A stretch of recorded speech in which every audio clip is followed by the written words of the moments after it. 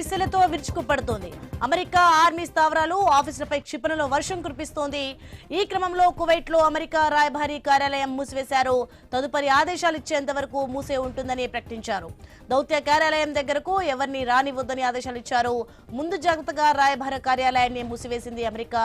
Embassy లక్ష్యంగానే దాడులు చేసింది. పొగలు, మంటలు వస్తుండటంతో మూసివేశారు.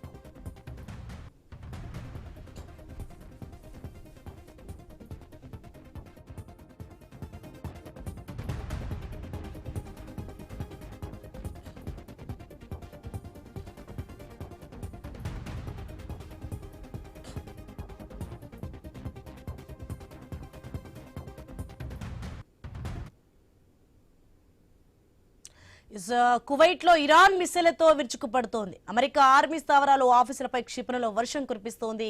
ఈ క్రమంలో కువైట్లో అమెరికా రాయబారి కార్యాలయం మూసివేశారు.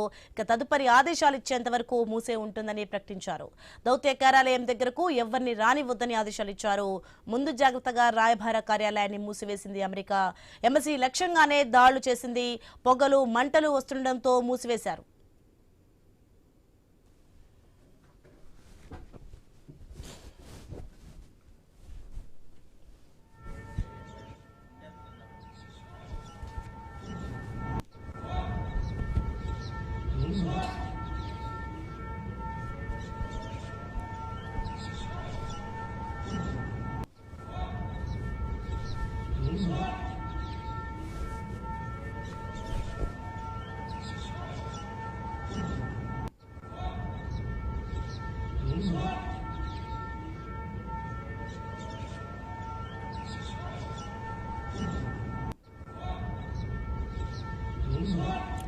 కువైట్లో ఇరాన్ మిస్సైళ్లతో విరుచుకుపడుతోంది. అమెరికా ఆర్మీ స్థావరాలు, ఆఫీసులపై క్షిపణుల వర్షం కురిపిస్తోంది.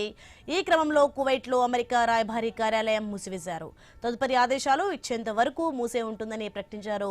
దౌత్య కార్యాలయం దగ్గరకు ఎవరిని రానివ్వొద్దని ఆదేశాలు ఇచ్చారు. ముందు జాగ్రత్తగా రాయబార కార్యాలయాన్ని మూసివేసింది అమెరికా. ఎంబసీ లక్ష్యంగానే దాడులు చేసింది. పొగలు, మంటలు వస్తుండటంతో మూసివేశారు.